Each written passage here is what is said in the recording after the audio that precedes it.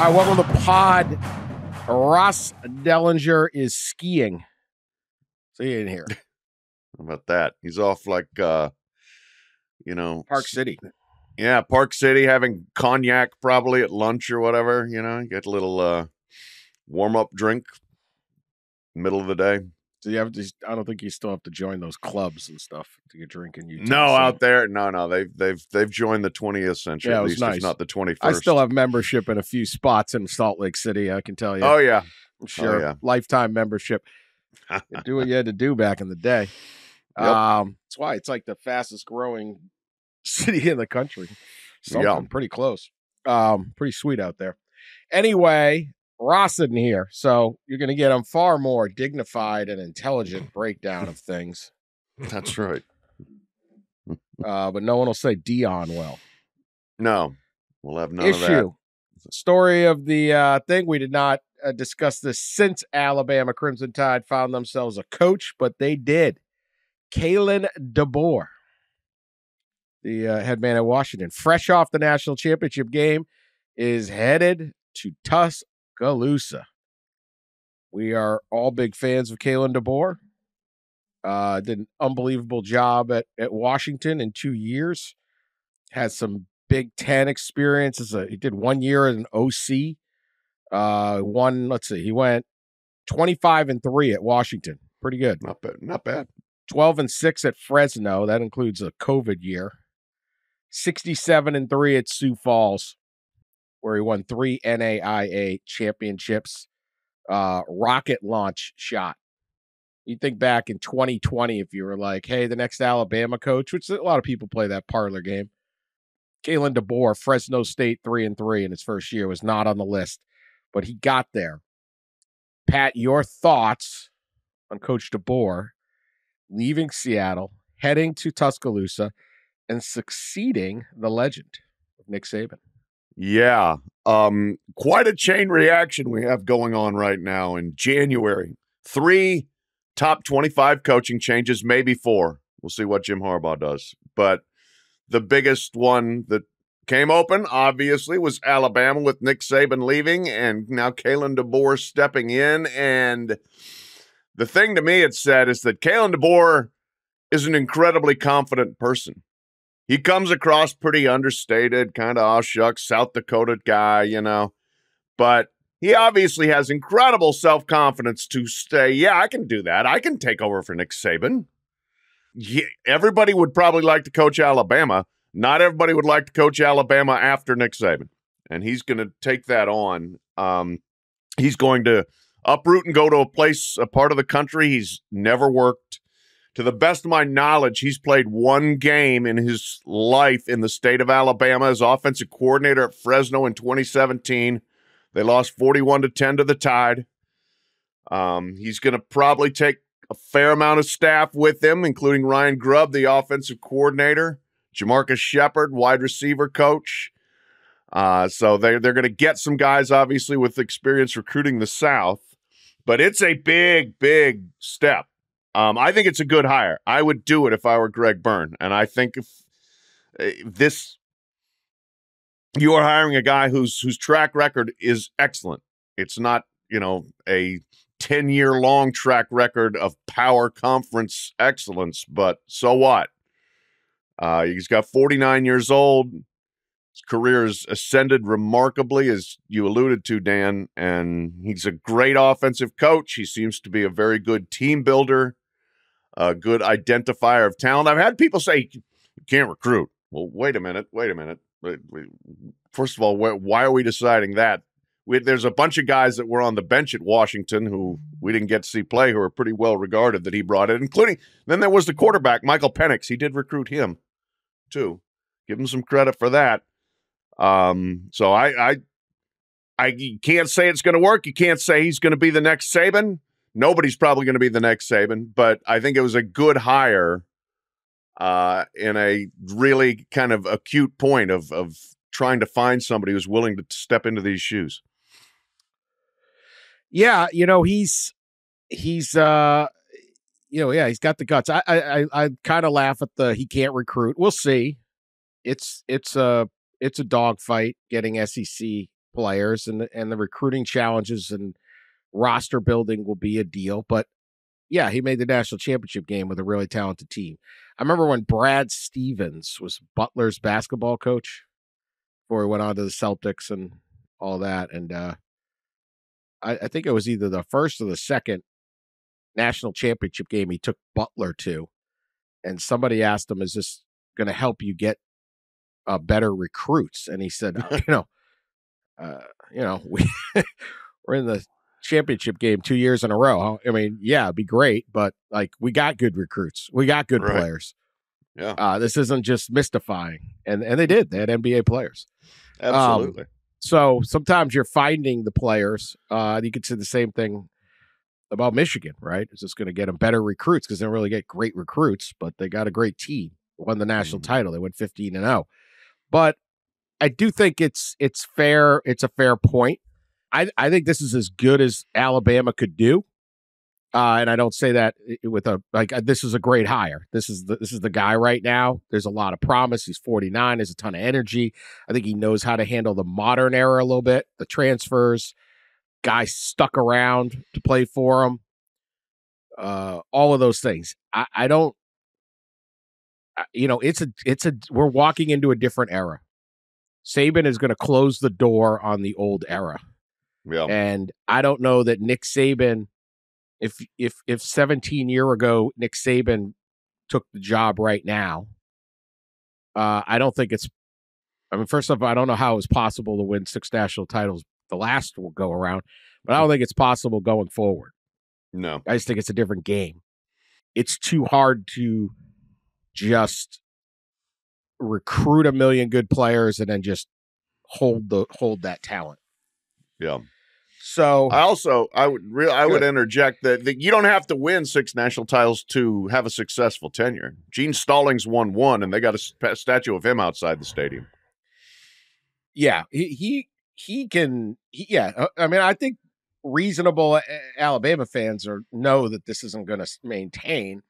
All Alabama fans are like, we won't be as good. As good is a shifting standard. That's going to be the issue here. Yeah. They're not used to losing at all. And, you watch, you see those videos on how many times they're like canned up or whatever, but they lose to Michigan in overtime and there's some guy throwing his TV out the window and stuff like that. They get, the standard that Saban set is very, very difficult, but someone's got to take the job. And I don't think you can do a whole lot better at this point than getting the hottest coach in the country with a lot of positive attributes. Now, can he recruit? You still got to be able to recruit. You still got to be able to get players, and they had an enormous amount of talent. And there is part of the job in appeasing the fans is signing top 2 recruiting classes every year and having huge draft nights and all of those things, right? That is part of like Alabama being Alabama, and Saban was the master at getting those guys.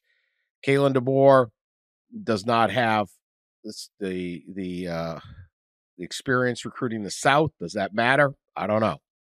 Probably doesn't hurt. I mean, it doesn't help. Saban knew everybody, and Saban's the guy who knew he'd be with the workout guy in Montgomery and things like that. There's also the bit of what is Alabama, and it's a very good job.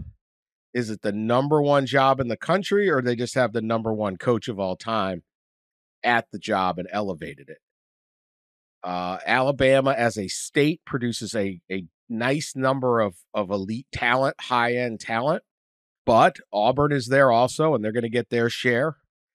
And it's certainly not the same amount as Louisiana and Florida and Texas and things like that. Saban was able to go get players on other people's turf, particularly Louisiana and Florida, Tennessee, things like that. And then eventually, because he was Nick Saban, went national. And he's pulling QBs out of Southern California and things like that. Can Kalen DeBoer maintain something close to that, where you are an absolute regional power, at least in recruiting, or are you more like, we're what makes Alabama so special. It's not that it's not a great place to go play football, but so is it Baton Rouge and Knoxville and Athens and Austin and Gainesville. What sets Tuscaloosa apart and above? Well, it was Nick Saban. So it does not have it has a lot of advantages, but it does not have the straight up advantages of like, we're USC and there's not another power team anywhere near us or something like that. Or we're Texas and there's so many players in the state and we're the flagship university. So you got to be able to make Alabama the destination. And I think that's going to be the challenge, because there's just so many other schools that are so desirable to also play at. Yeah, no, I mean, that's the thing. There's organic advantages and there's man-made advantages, and Saban was the man-made advantage. And there are a lot of places that have more organic advantages than Alabama does. So, yeah, the days of winning 11 or 12 or 13 or 14 games a year might be somewhat in the rear view, but can they still compete for national championships here? Yeah, I think so with DeBoer. And we'll see when give us a couple of recruiting classes and a couple spins through the portal. We'll see where it stands. But I think he's got a chance, and I do think he did. I think Greg Byrne did well bringing in DeBoer. The question I have in this unbelievable Jimmy Sexton power play, was DeBoer the first choice or the second or the third or the fourth? There were 4 Jimmy Sexton clients in the mix here, replacing a Jimmy Sexton client. And it was DeBoer, obviously the most recent Sexton client. It was Steve Sarkisian. It was Dan Lanning. And it was Mike Norvell. And Lanning pulled out quickly to stay at Oregon and get a raise. And then Sark pulled out at Texas and got a raise. And then Norvell pulled out at FSU and got a raise. And I will say that if they all get raises, Lanning got a raise too, huh? I'm pretty sure Lanning got a raise. I'll double check that. Yeah, I'm not sure about that one, but yeah. Okay, the other two definitely got raises. No, this is some ski mask stuff going on. Yeah. Oh, it's unbelievable. Guardrails. Yes, guardrails. And I would imagine, whether it's true or not, there's certainly the spin in Tallahassee is going to be, hey, man, I chose at Florida State over Alabama, which might hurt Florida State's stance in, say, a lawsuit that we can't compete with the SEC. Oh. We can't do it. Oh, you just kept your coach from going to Alabama. Maybe you can compete in that poverty-stricken tax bracket that you're in there. I don't know. So, yeah, what part is this, a cartel or whatever? I don't know. An illegal construct, a monopoly that Jimmy Sexton has. And I say that with all tip of the cap, man. Yeah. But let's be clear what's going on. Jimmy Sexton is the agent of all the top guys, and he's playing these schools for raises for guys that may have been considered or may not. We don't know that Greg Byrne wanted those guys or not. We don't. Maybe he went, I'm not saying this happened, but one thing you could do is you go to, I'm not going to put it on Alabama, but you go to the school and say, look, who do you want? We want Kalen DeBoer. Well, look, you can get him. You can get him for this amount of money, but first we're going to float these 3 because my clients need raises. Yep. And then you get the guy you want. That's how it's going to work here. Or it's going to cost you this much, right? And let's consider guardrails. What makes these people so irate? There's a street agent. This is an office agent. Yeah. It's a street agent telling us that this school bid this and this school bid this and this school bid this, and we don't know what's real. We need a database. We need to see the offers because we don't know who's telling the truth here. These recruits, I don't know. Oregon wants them. He's saying Oregon for $12 million, and he's saying $10 million over here at Florida State. And I don't even know what's true. We got to get Congress involved. This is absolutely the wild, wild west. And this stuff's happening. The semester already started. It's January. Guys are just leaving, coming, going, lying. We need Congress. Talk to Jimmy. Yeah. Yeah. I mean, it's the exact same thing. Yeah. It's the exact same thing that you guys whine about. Charlie Baker, pay attention. It's the same thing. Good for Jimmy Sexton. Good for Norvell. Good. They held up all these schools, got their money. Hey, American way, baby. It's the American way. You get someone to pay you another $1, you go get it. Get someone to pay you $2, you get that. No problems at all. Don't be whining. Oh, my God, there's these agents. I don't even know who this guy is. He's saying he's going to go here. Oh, my God, it's the wild, wild West. How am I going to survive? It's January 15th. You just switched jobs. Yeah. You just blew up a whole program. Guardrails. There we go.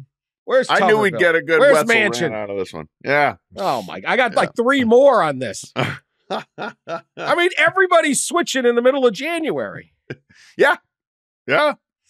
What? Yep. Like, this is it. We need a count. We need a limit. We need a portal. Portal can only go at this time and that. I mean, what are these guys supposed to do? Will Rogers moves from Mississippi State to Washington. First day of school, his coach leaves. Now he's back in the portal. Yeah. Oh, that's the thing. So here, like the elevated dynamic of this is it's not just you lose your coach, you lose your quarterback, you lose your wide receiver, you lose this and you lose that. Yeah. Right. I mean, yeah. So that like everybody at Washington is, gone from the high of making the championship game to devastated in 5 days because, yes, Will Rogers now in the portal. A bunch of guys have gone to the NFL. Ryan Grubb's leaving too, et cetera, et cetera. Arizona, they're bracing for it. Jedd Fisch is going to Washington, but is he taking Noah Fafita, the quarterback? Is he taking Troy McMillan, the receiver? Wild That's West. how it is. Yeah, well, that's Wild you know West. what? That Crazy. Crazy. In the back in the day, you couldn't do this because the players were stuck, and now they're not stuck, and now they're upset, and everybody's upset. There's ruining college sports, really. Yeah, the coaches. Fabric of what college sports means and teamwork and commitment. Yeah, the coaches have none of that. None. Good. Who would? If someone's offering you a better opportunity with more money, and your contract allows you to get out, go do it. Every time. Go for it. But stop your crying. Stop your Congress. Stop your ridiculous proposals. All of this happening while the NCAA convention's going on. Yeah. Pat, were there any panels discussing how Jimmy Sexton was running a pseudo cartel to hold them all up? Were there any panels? You were there. Yeah, who moderated that panel, Pat? I don't recall that panel being on the agenda. Okay, how about when the athletic directors get represented by the search firm? Yeah, sure. Does Jimmy Sexton have ADs? He must, right? Oh, sure. I'm sure he does. I don't want to make it all about Jimmy Sexton, but you have an agent or you have a search firm who employs or has a client that is the athletic director, sometimes even the university president, and the coach. Yeah. Guardrails. It's a hell of a system. And suddenly the players got a little piece of it. Now the system's gone to hell. This guy's I got to talk to his agent. This is unbelievable. Unbelievable. His agent wants more money or he's going to leave. I can't believe this. He says Oregon's offering $200,000 to go over there, and I'm only at 100. This is crazy. I got to talk to an agent. Who would design such a system of capitalism? What kind of free market is this? That's right. Jimmy, you got to get me involved in that Bama bonanza. That's right. I mean, come on, people. What's that? How many panels were there about this? How many panel discussions? Let's moderate no a panel. panels about that. None that I can recall. Plenty of panels about NIL. Oh, scourge. Definitely. There were panels about that for sure. How about it? One other conspiracy theory that I saw pop up. I can't imagine it's true, but it was a fun one to at least consider. It's probably sprang up deep from, like NOLTalk.com or whatever. That behind the scenes, Sexton and others knew that Saban was going to retire. And maybe they got word to a select few people on the selection committee, hey, this is Nick Saban's last go-round. Ooh. You want to get him in the playoff? Maybe we should get him in the playoff. Florida State's out. Alabama's in. I doubt that would have. I don't believe that's probably the way it happened. If that leaked out. He'd coach 5 more years out of spite. He would. He'd be, yes, he would not want to be accepting charity. FSU, man, they see some shadows, man. They see some ghosts. A lot of them. They see some shadows. Say this about Nick Saban. I want to add this. Nick Saban retirement. Bravo, man.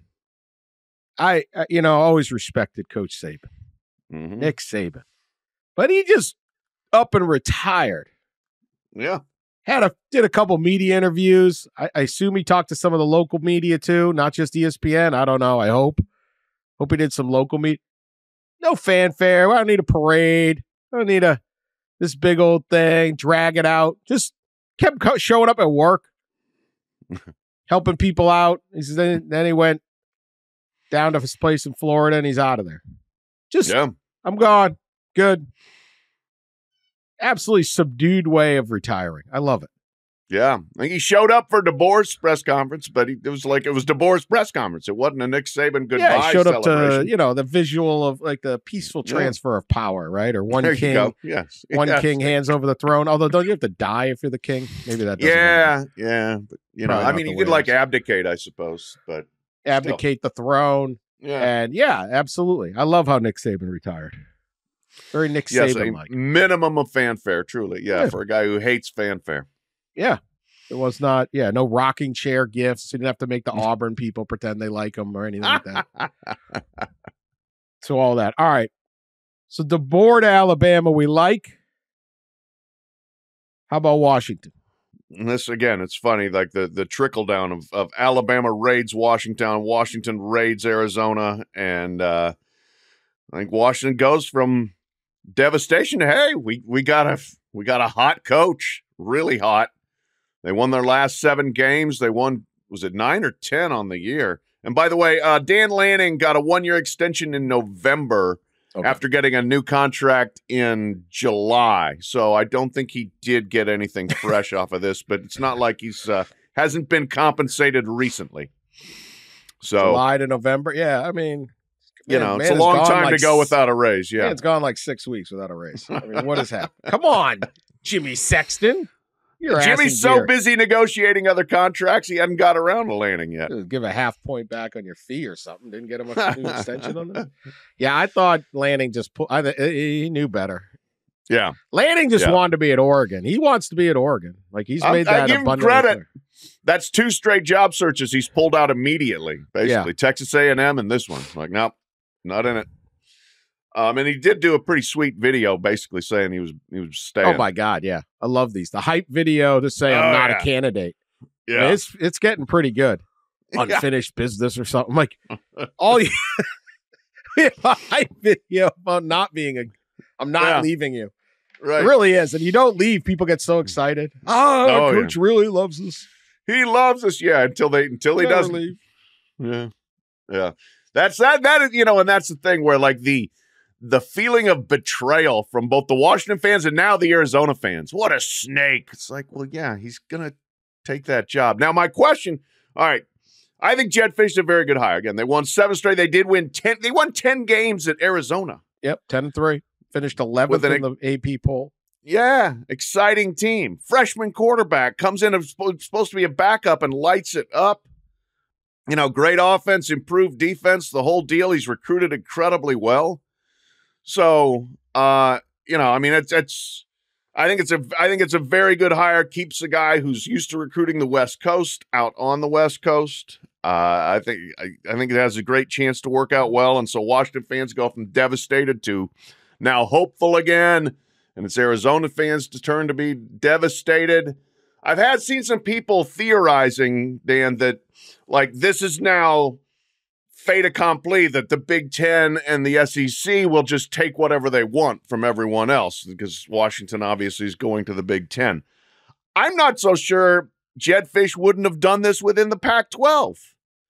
Maybe Washington wouldn't have been equipped to offer him $7.75 million a year, but it was clearly a better job, and the budget problems at Arizona are significant enough that I think you're probably looking at that and saying, if I want every bell and whistle and try to keep Arizona moving up and maybe even take a shot at, making a playoff, competing for a national championship, I'm much better off at Washington trying to do that. So I'm not sure this is necessarily a product of Washington going to the Big Ten. I just think that Washington's a better job. Yeah, I mean, I think it is too. And I think he probably would have made that move anyway. Arizona's a job. Once you get it going, unless you're really committed there, you kind of got to bounce. Does not have that tradition of sustained success. Obviously, he took over a really tough program. 1-11 his first year, 10-3 in his third. Got a lot of West Coast experience, some NFL experience. One of my favorite bits of Jedd Fisch trivia, if such a thing exists out there, if there's a category of that, was when he got hired to be the Patriots quarterback coach.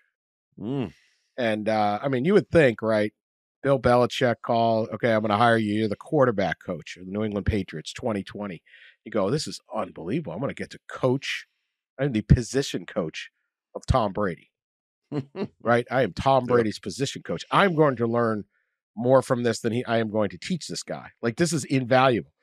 6 weeks later, Tom Brady leaves. It's like, damn. That would have been so good. That was going to be really cool. I was going to be Tom Brady's position coach. No, you're not. Tom Brady's like, what? No, he's done a very good job of building up that program. But I agree. I think you'd take Washington. It's not unusual for in intra-conference moves. I mean, look, some of these schools are going to have more money, but as you saw, Florida State, they're matching pretty much. There's also just going to be a path to success, but I do think there's a bit of there's two leagues that are the big time, and there's two that are trying to claim they're the big time, and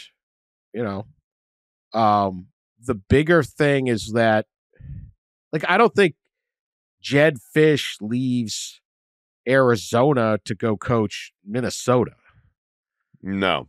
I don't think he goes to coach Indiana. I don't think he, goes to the Rutgers or something. He stays at Arizona, but those would be more lateral moves. But if you're one of those top all the top programs are in these two leagues practically. Yeah. So the destination jobs have been siphoned out by Fox and ESPN and put in two leagues pretty much, exception of a couple. Yep. And so it's kind of going to play out. But I think this is a good hire. There's going to be a lot of work to do at Washington. It is chaotic, as I would say. Again, academic calendar, all this stuff, I have no idea. This is, again, wild, wild west. I won't keep belaboring the point, but quaint concept, the academic calendar. I mean, I felt bad. Will Rogers, and this is going to be worse. So, Will Rogers transferred to Washington, thinks he's in good shape. Boom, now he's got does he have to find a new school? Does he go back? I don't know.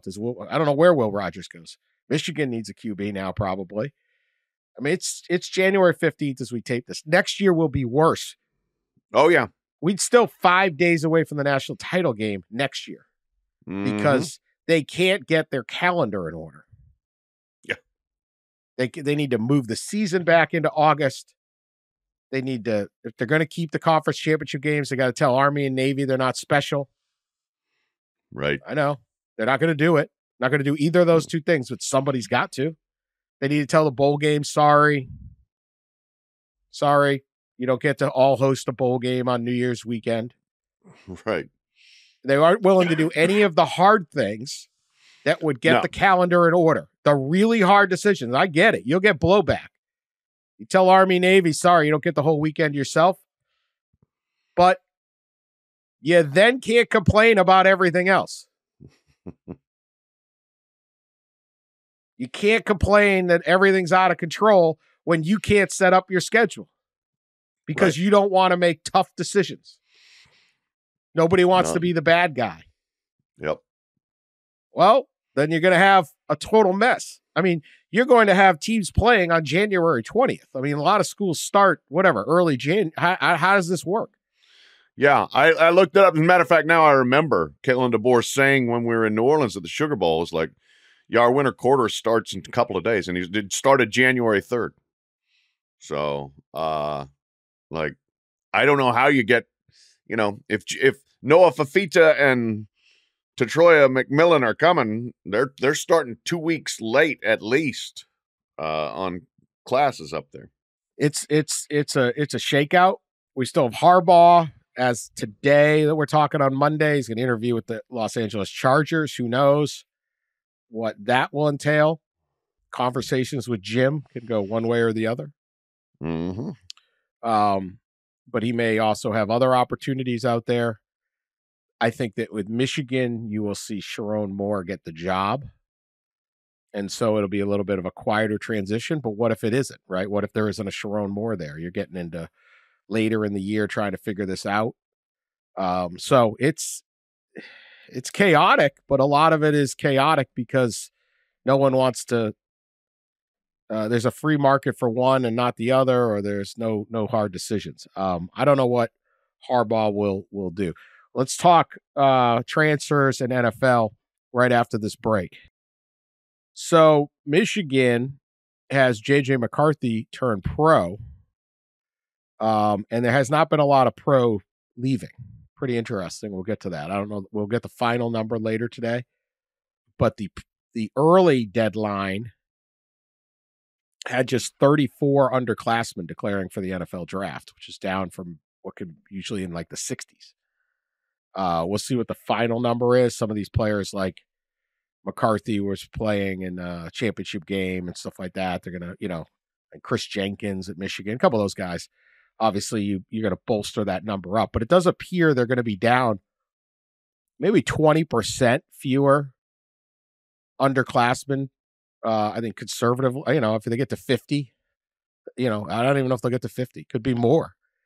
20 to 30% fewer underclassmen declaring for the NFL. I think clearly it's because of NIL.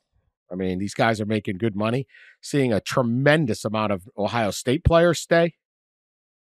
You're not going to NIL, your Marvin Harrison Juniors or your first round guys, but as Michigan showed last year, you can get some guys that are looking at third and fourth round grades to say, yeah, I'll do another year. Let's go win a national title. Let's do this. And what Michigan did last year, I think you're seeing Ohio State do this year. And 100%. And I think Michigan is in a position where they're like, we don't have a quarterback. We may not have a coach. Like they're on their back. They're on their heel. I don't think they care because they had a parade and they won a title. But I do think it's part of what going forward, like the idea that you're just going to win 2, 3, be in the mix every single year is really, really hard because it's almost like it's hard to just manage all of the fruits of success and maintain. So I think it's kind of an interesting deal that if any Michigan fan that cares about next year, and if I were them, I would not at this point, I'd just be quite happy with this year, would be looking at going, ooh, this is maybe not, we may not be stacked up and, the Buckeyes appear to be. Yeah, I think that's probably part of the new equation is let's see if we can get enough guys to stay to have a championship season. And Michigan absolutely did that last year. They got Corum. They got several of their linemen to stay. And you've got that nucleus, and you got to get them to all buy in. And it looks like Ohio State did the same thing. There's a transition at quarterback there, obviously, with Will Howard coming in. And I believe still Cam Newton is the last first-year quarterback to step in and win a championship at a new program. Burrow was a second-year guy, so on and so forth. But so it's not ready-made at quarterback, but man, oh man, everything else looks awfully good. Travion Henderson's coming back. Both rush ends, Tuamalo and Jack Sawyer coming back. I believe Denzel Burke coming back. I mean, you've got a ton of proven veteran star quality players. And I think I'll be interested to talk to Ohio State players at some point and say, hey, did you watch what Michigan did and say, we can do that? And let's do our own thing like that, because it does seem similar. It feels similar. And there's clearly a program with all the resources to NIL their way into keeping those guys. As you said, like, yes, if you're getting a first round grade, almost assuredly you're out of there. But if not, keep it together, come back, get better. Look at Troy Fautanu, the great offensive lineman at Washington. Said he was like a third round grade guy. Roma Dunze was not a first-round grade, et cetera. So they came back. NIL helped take care of them, made a run at it, and I think Ohio State is absolutely poised for the same thing. Yeah, Quinshon Judkins from Ole Miss heading there, too. So that running back room is loaded up. Will Howard takes over at quarterback. They only added 4 transfers so far. Seth McLaughlin, too, the lineman from the center from Alabama. Who struggled in that game against Michigan, is coming in, but they're keeping their guys. Yeah, and that's huge. Obviously, they had a bunch transfer out, but when you consider you're going to bring in a big recruiting class and you keep some of your retaining talent, it's going to be it should be a very big year for Ohio State. This will be a pressured year. Not that they aren't all for Ryan Day, because this roster and Michigan having just won the title and having a 3-game win streak, and then on paper stepping back, and a 12-team playoff, who else? This is it. It's they better do really well. I don't know what's going to constitute success in the 12-team playoff era. Just making playoffs isn't going to do it. Ask Mike McCarthy at Dallas. But there's a world of opportunity for Ohio State. It's obviously been a very bitter, 2 months for Ohio State fan. It's morning in Columbus, though. Moving forward. I will tell you what will constitute success next year for Ohio State. Win the championship or else. I mean, absolutely win the Big Ten. And better win the Big Ten. Win the Big Ten, make the Final Four of the playoff, make the championship game, or else people will not be happy. And they they should have the roster to do that. We'll see how it comes together. Yeah, it's we'll see what it ends up at. Speaking of incredible flips, or your NIL flip out of Mario Cristobal flipped Cam Ward from the NFL. I mean, Mario Cristobal is one hell of a recruiter. I know they got an NIL deal down there, but this guy, he loaded up that Oregon roster. Now he's loading up Cam Ward, the Washington State quarterback, declared for the NFL. And then last weekend said, I never signed with an agent. They still had that arcane rule. Those agents are bad, but Jimmy Sexton's good. Yeah. He hadn't signed with an agent so he could return. So he's going to Miami. They flipped the guy out of the draft. I have never heard of that, Pat. I've heard of guys test the waters and then come back. Right. I have never heard of a guy, granted it's a different era with the transfer portal, enter the NFL draft or the NBA draft and then say, I think I'll just hit it up down there. Let alone a team that was won like 7 games. Yeah. I mean, that's the thing. Like, Mario Cristobal clearly could sell ice to the Eskimos because his on-field product has been garbage at Miami so far. Garbage. I mean, he has performed poorly. They were 5-7 in 2022, his first year, making like $8.5 million, and then 7-6 this year. So he's a game under 500, but he keeps bringing in guys. And Cam Ward threw for 7,000 yards in 2 years at Washington State. He was a incarnate word transfer. Nobody's like, wait till you see this guy, and they were right. He can play. He can really play. Now, he was not a first-round grade kind of guy in the NFL. Maybe certainly not in the top 6 or so quarterbacks that are expected to be taken, 5, 6. And so, yeah, let's money whip him to come into Coral Gables and see what happens. It's sooner or later, Mario's probably going to have so much talent that he'll have to win, but we'll see if this is the case here with Cam Ward. But a major flip out of the draft. Yeah, they're loaded up. Other big QB news. Jayden, I'm going to say it wrong. Maiava, I believe. Maiava, right? UNLV, freshman sensation quarterback at UNLV. Will help UNLV have their big season. He was in the portal. He commits to Georgia, and then a day later flips to USC. Yeah. Welcome good news by Lincoln Riley there. Yeah.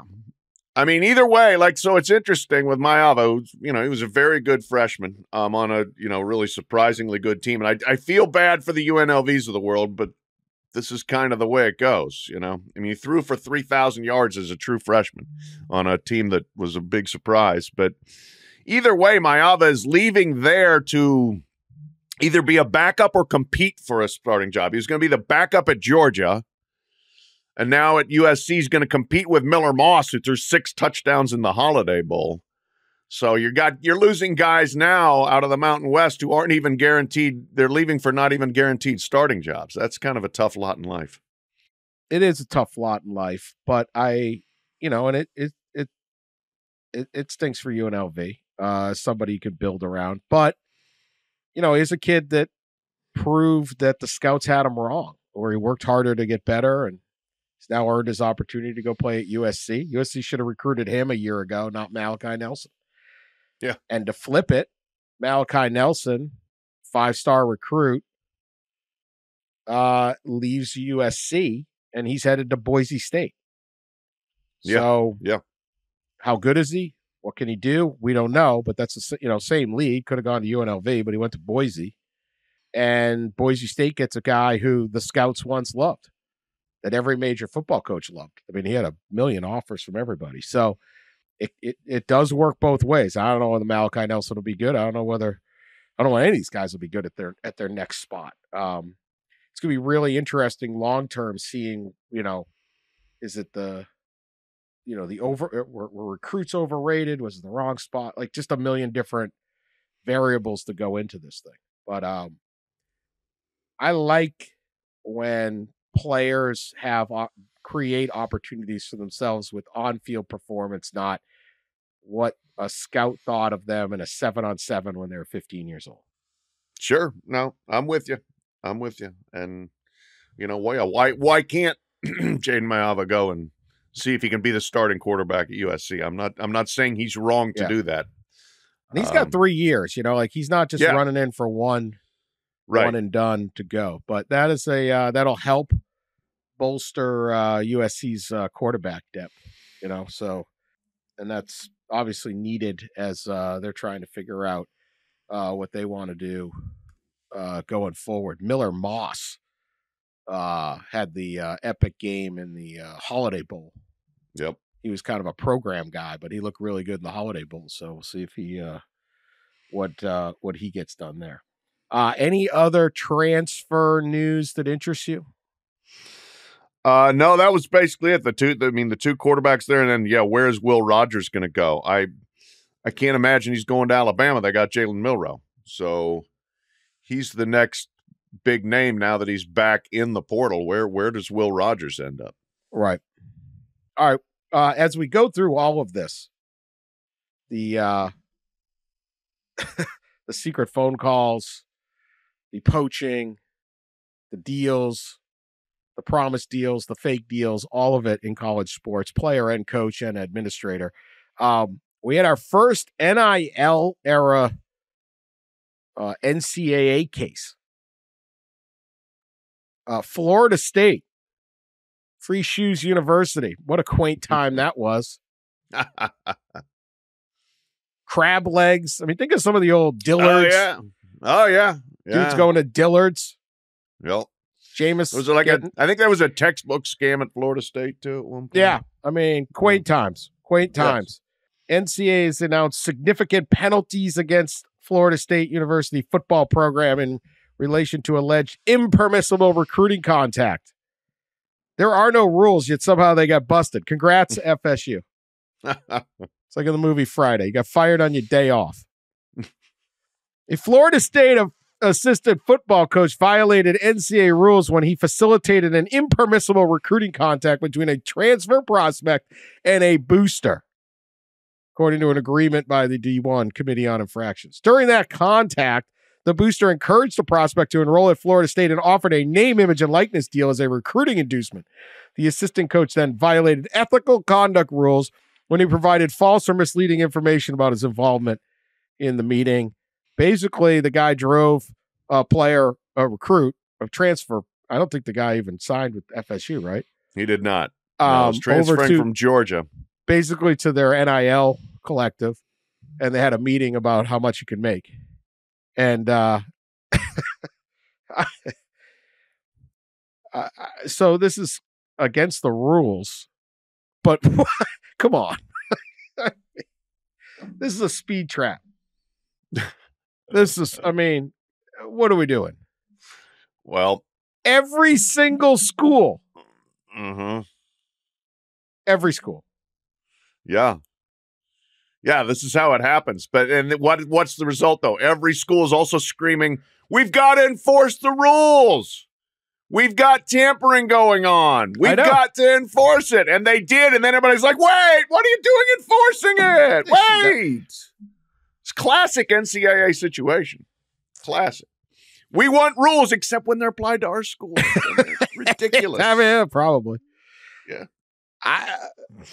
I don't. I mean, again, is Jimmy Sexton on this list? What did he do? We got anything on him? Got nothing on him. Oh, okay. That's all totally fine. Yeah. I mean, every school. Let's just vacate the 2023 season. Everyone's out. What? I mean, what?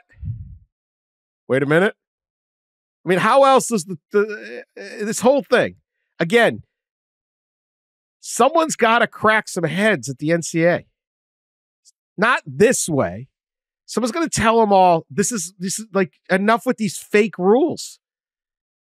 Enough with your wild, wild west, your guardrails, your what else they call them? They have another term too they use. I don't know. On this podcast, we just prefer to stick to guardrails. For purposes of Tough this break podcast. FSU. Yeah. $5,000 fine plus 1% of the football budget. What's the football budget? That's probably like 30-40 million. It ain't small. They're going to have a hell of a party at the Slippery Noodle. The Slippery Noodle will rage when that check drops. Enforcement staff, NCAA, great job. Come up with these kind of absolutely ridiculous cases. And then you get trashed on the company dime. Allegedly. So I just made that whole thing up. 5% reduction in football scholarships. That's good. We get 5% less kids get a free ride. They'll go somewhere. That's a feel good.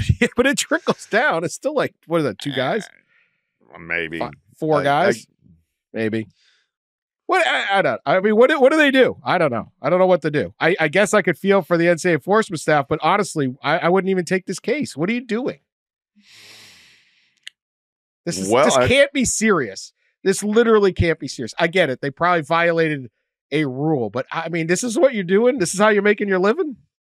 Well, they We're definitely pick one violated the school rule. out. I mean, when the catch basin, all right, like 900, like, all right, you know, like the crab traps on Deadliest Catch or whatever. There's, you know, you stick you stick the crab trap down and there's 900 crabs down there, you know it, but you only get one crab that comes up. Well, you serve the crab. right? You boil that crab and you serve the crab.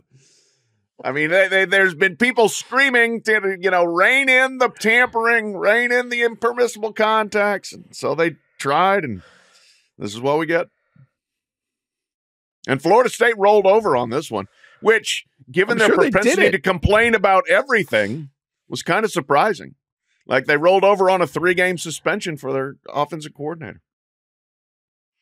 Well, the Republican politician, Florida Chief Financial Officer Jimmy Patronis, he didn't roll over. He's accusing Charlie Baker, Massachusetts Governor Charlie Baker, a fellow Republican, of petty attacks and is calling for an investigation. Oh, good. He also took a shot at FSU president's athletic director and VP, Stan Wilcox, who serves on the FSU regulatory affairs. Yep. Why won't they look ahead, Pat, and say, okay, this is the reality of what's happening on the street. We need guardrails that are unenforceable or just so arbitrarily enforceable that we're going to catch everyone's doing it. Let's catch one guy. Why can't these people who run college sports just common sense go, this is ridiculous. What are we trying to do here? Why? Well, I'll tell you. This is my explanation as far as I can figure for why. Because, as has been the case at every turn in trying to modernize college sports, they've dragged their heels, they've dug in, they fought, and so we came up with a half measure, thread the needle of, you can pay the players, but through NIL, but the school can't know about it, and the coaches can't be involved, and you create an impossible firewall, basically. And so then everybody just charges straight through the firewall and says, screw that. We're going to go recruit, and we're going to have the coaches facilitate this, and good luck catching us. And then somebody got caught. Yeah. Took a while, but somebody got caught. And so that's how because they keep coming up with rules that are half measures. They don't want to just completely roll over and say, let the players be paid. Until now, Charlie Baker has come out with this proposal. Well, even that. Only half the athletes, not all the athletes. And, it's got to be education. But, there's so many ways that they have grudgingly accepted a compensation model that we still have a very flawed compensation model. Wow. Well, tough break for the assistant coach whose career's probably over. Good luck. It's a weird one. All right, let's get to better crime and punishment, or law and order. Please. People's Court. Sean, you're sitting in for Justice Dellinger while he swishes down the slopes, drunk skiing. A Florida woman is waging a $5 million class action lawsuit, so we can all be involved, at least if you were in on this, against the Hershey's company, the chocolate company. Yep. For tricking customers with the promise of seasonally carved peanut butter cups. You're familiar with the Reese's pumpkin around Halloween, and the Reese's ghost, sure, and the Reese's tree and stuff, but not so much the tree. It's really the pumpkin and the ghost. So on the packaging, the pumpkin is, the Reese's cup is shaped like a pumpkin, but they have kind of looks like you have two eyes and a mouth carved on the pumpkin. So it's like a jack-o'-lantern. Mm-hmm. And yet when you open up the package, there is no little carvings of the little eyes and the mouth. It's an outrage. She has said it. She said that she was tricked. I would not have purchased the Reese's Peanut Butter Cup Pumpkins product if she knew that it did not have the detailed carvings of the mouth and or nose pictured on the product label. So 21-page complaint here over this, that the pumpkins, she described them as simply a chocolate blob instead of an actual pumpkin and or ghost. The pumpkin white ghost is missing, it has white chocolate and is missing the mouth and the and the eyes that are carved into the ghost thing. Pat, your thoughts? Is this a viable case? Is there a class action suit, $5 million that we can all share in these diabolical times by the Hershey's people? Did the chocolate blob taste the same with or without the eyes? That's the test question here. I think we'd need an entire panel of jury, to taste test and see if it was not as good without the eyes and the mouth. I like, if you're the attorney who writes up the 21-page complaint, do you deliver it with a straight face? I mean, is it even possible to not, be smirking and if not outright just dying laughing, handing that over, saying, you're not going to believe what I got coming for you here. Get a load of this. I mean, come on. I love a good frivolous lawsuit, but even I can't really defend this lady on this one. She showed some old packaging that did not have the little the eyes carved into the jack-o'-lantern. It was just a pumpkin. This story is tragic. Very funny. Lawandcrime.com. The case is assigned to U.S. District Judge Charlene Edwards Honeywell, a Barack Obama appointee. I love that. Throw that in there. I don't even know what that means. It means nothing. Is a Democrat more likely to side on the side of pumpkin carvings on your chocolate or not? I don't know. That does not provide me any information. Well, if it's an Obama appointee, then absolutely. We got a chance. We got a chance. Favorable judge, or you got a not favorable. I have it feels like a nonpartisan case. It does. Maybe everything's partisan these days. Sean, your thoughts? It's a big moment for every kid and maybe sometimes adult in this country to buy a snack with a face on it and realize that it looks nothing like the packaging. Ice cream trucks have been getting away with this forever. The SpongeBob popsicles, the Dora the Explorer popsicles, they look nothing like the characters. They look like, a disaster society rendition of the characters, and it scares the kids, and it's a big moment. So I don't have a problem with the food companies building a little character and toughness out of the public, not giving them the perfect face on the chocolate bar. Rub some dirt on it, right? Yeah, that's it. I think I'm siding with Big Candy. There we go. That's it. You know what? Yes, life's gonna be full of disappointments, kid. Your pumpkin's not gonna have eyes. You may not get that dream job. Sorry. I dream girl's not going to marry you. Yeah, I mean, that's an excellent point, Sean. It really, that is some excellent law review stuff right there. I mean, looking at this label, so not only is there the little jack-o'-lantern eye and mouth, but there's also a bite taken out of the pumpkin. Like, it's so delicious that someone took a bite out of it. Like, that sounds a little obviously, disturbing. When I open up, I don't want a bite out of the damn thing and like teeth marks. Yeah, no, you I don't want like the guy at the factory taking a bite out before putting it in. So clearly this picture is not representative, and I would have not only would I have no expectation that this would look that way, if I did have an expectation that it would look like it does on the package, I would not buy it because someone already took a nibble. I want the whole pumpkin. Additionally, you're losing chocolate by having the little carve-outs. You are. True. So Reese's is actually giving you more chocolate. It's not a lot more, but it's a little. It's like a microdot, but yeah. I think we have a rare unanimous decision. I expect the Obama appointees, the Bush appointees, the Trump appointees, the Biden, whoever the hell appointed you, I think you should all be on the side of Reese's. Yep. The Reese's people put out a quality product. Let's not mess with them. There's a few things in America you can truly rely on, and it's the Reese's Peanut Butter Cup Company is one of them, and I don't think we should be messing with them. Couldn't agree more. Tell this lady. There are plenty of other problems in the United States. Reese's is not one of them. Cynthia Kelly, go whatever. Get a Twix bar or something. Go eat some broccoli. That's our show. We'll be back later this week. We'll see if Harbaugh's around. We'll see who other coaches have switched jobs. Check in on Harbaugh and Dellinger. See if they're both around. Harbaugh, Dellinger could be back. We'll see if he's on. He might be in the transfer portal. Where is he? He's going to join some Utah Park City podcast and leave us. We don't know. We need guardrails. These agents, side deals.